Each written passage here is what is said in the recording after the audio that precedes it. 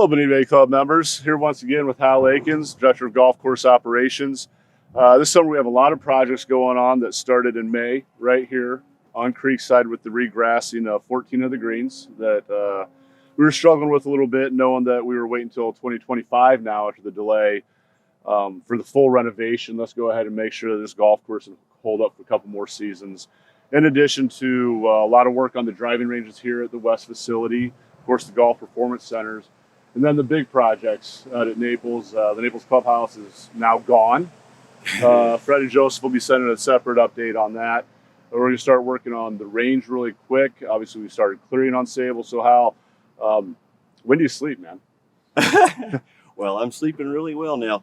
You hear the saying like making lemons out of lemonade. Sure. I think that's what you could say we did here. I mean, we obviously had a pretty poor situation here at the end of the season on Creekside, but the board had enough foresight and wisdom to see that we needed to do something. So anyway, they elected to support giving us the funds to resurface 14 of the greens on Creekside. And I would say it's turned out really well, Really, the greens, in my opinion, I know that I'm not the expert like you are, but 2 and 3 weeks ago, they looked great. And they're going to open, a day shy of 10 weeks from being grass. That's correct. It was about 4 weeks for the construction, then Yep, that's correct. 10 weeks for the grow-in. But after 7 or 8 weeks of grow-in, the greens look great. Yep. And that's without rain. Yep. Been a pretty successful grow-in. I mean, we closed down May the 15th, I believe it was, and we sprigged there just about a little over 4 weeks after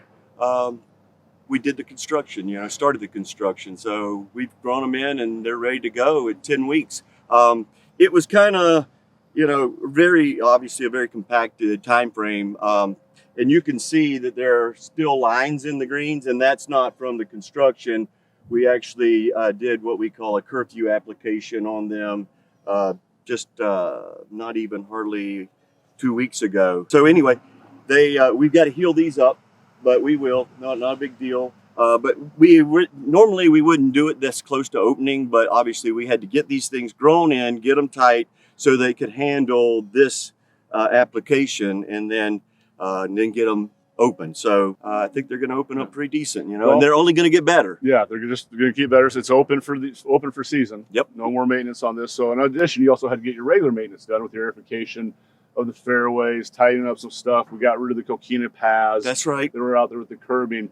And so on Tuesday, we're going to open up Creekside, and we're also going to open up Bay Island. So we're going to have 2 golf courses for the members for a little bit while Cypress is down for its normal aerification.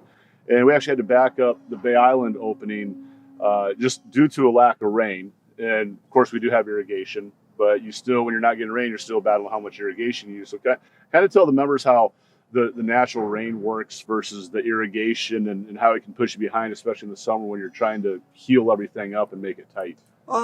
Well, we've worked through most of the Ian issues that we experienced, but we still had an issue with the pump station in the back. The Marsh and the Creekside pump stations are on the east side of the property. The Bay Island pump station is on the west side, very close to the bay. We had over 5 foot of water in there, and salt water and electronics do not, that's not a good combination. So it took us 10 months to get a new control panel to put in that station.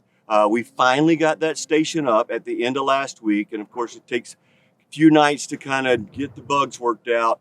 But I think we're running full speed with that pump station today. I mean, we haven't experienced any issues over the last 6 days. So where that kind of comes in with the rain is that it's been extremely dry summer. It's just a little warm too. And July was definitely hotter than normal. I've never experienced a July and an August like we are experiencing this year. We seem to be like right on the edge every time it rains, just like last night. To the north of us, they just got hammered, and it just barely skirted by us. We are having to depend on the Marsh pump station. I think I've said this before. When we renovated these irrigation systems, we tied all 3 irrigation systems together with large pipe, we call it main line. And so we can move water from any one of those 3 pump stations to any one of the 54 holes with the same amount of volume. Problem is the holding ponds are not any larger. So it was so dry, and we were running so much water on Marsh and Bay Island, we were depleting the supply of water that was in the holding pond of the Marsh pump station faster than they could replace it. So it means we had to start cutting back on water. We couldn't run the amount of water that we wanted to. And so you can't really get things to heal up very well if you don't have enough moisture in the ground. So we struggled out on Bay Island trying to get it to heal up, and we didn't have any help from Mother Nature. And we kind of experienced the same thing on Marsh, not to this degree, but we really kind of experienced the same thing on Marsh. So it's been a challenge. So hopefully now we've got our Bay Island pump station up and in order, and we can kind of get back to our normal irrigating cycles, and hopefully we'll get some help. So let's move on to the big projects out in Naples. Not that these were small. They're not an easy undertaking at all. So right now, the full Naples facility is closed since Cypress is down for normal aerification. As I mentioned, the Naples clubhouse is down. We're in the temp facilities out there. What's kind of our timeline for, we know we're redoing the driving range. That's going to be our first thing we do to try to get that back for as much of the season as we can. So kind of go through the numbers with the timeline where we're at with the driving range, the blasting, and then also the clearing that's going on the golf course. Yeah, man, we are super excited about getting into this. I mean, big time. This is going to be fun. This is going to be awesome when we're done. So we've started the clearing. That started over a month ago, and so they're well into that. Just like last year, that's kind of dragging a little bit. It won't hold up the time frame of the construction, but that's going fine. And we start the blasting this coming Monday, and we have everything that we're enlarging, all the lakes that we're enlarging to get the fill, to elevate the golf course, and to make it drain better. We're having to get it there on site because that's the most economical way to do that. Well, everywhere that we're doing that, there's a layer of caprock anywhere between 3 and 6 foot. So you've got a layer of dirt, then you got some caprock, and then you got more dirt. And so to get down and be able to dig these as deep as we need to, we have to blast through this caprock. We're giving those guys 3 weeks to get a head start, and then we will start the excavation on September the 11th. We're starting at the driving range with the digging, Yep. and then we're gonna put everything we need, or everything that we can get from around the driving range, into the driving range. As soon as we start moving dirt, Jim Glace and his guys will be out there. They'll start shaping, and whatever we need to top it off to finish the balance of the soil needed there, we'll get from behind number 1 green. It's a big advantage to try to get as much as you can, as close as you can. Yep. And so that's the strategy there. And I think it'll help clean everything up as well. And I think what we got there on the north end of the driving range got planned is going to be a lot cleaner. And because that, we look at that as being our entrance to, their golf experience. Correct, yeah. And so we're really working hard to try to clean that up and make that look really sharp.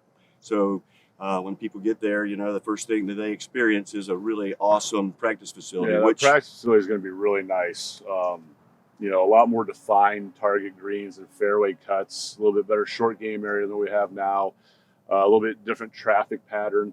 So it's going to be really nice. That range is so big. It'd be nice if we could have that T-top over here somewhere and have that kind of space. But it's kind of been blah. Yeah. The whole practice, and it's just a big, wide, basically field that's so big out there. So that's be a really nice experience when people come out to just warm up, or with the folks that do go out there to practice. It'll be a lot better experience. Yeah, it'll have more character, much more aesthetically, pleasing, and much more functional. You're going to get a lot more practice out of it than just hitting golf balls out into a big field. Yep. Which, as a golfer, it's always better if you have a target, even when you're warming up, to get a little bit dialed in. So, really looking forward to that. As far as the golf course goes, we know that we've gotten rid of the grass out there, and when are we really going to start going hard on the construction? Like I said, we're going to start as soon as they put the hoe in the ground. They start digging on September 11th. We'll have the shapers out there on the practice facility, and as they bring the dirt in, because they will have, you saw it, they have huge dump trucks, massive, and they actually told me that they're going to bring in an even bigger hoe than they had last time on Okay. Cypress. Great. So they're planning on like busting it out. So as soon as they start moving dirt into that practice facility, we're going to start shaping it. I'm always optimistic, but my goal is within 6 weeks to have that thing grassed. Okay. I want to open it up the beginning of January. I don't know if I can do it by the 1st or the mid-January, but my goal is that first 2 weeks in January is to get that thing open. So if things go well, I don't see why that couldn't happen. Yeah, we got a decent game plan set up for some hitting bays and hitting mats and stuff like that to warm up. But so we'll get the driving range done, then we'll go hit the golf course. Yep. And so as that progresses, we'll come back with some drone shots and another video, kind of update everybody. But we just wanted to let the membership know what was going on here.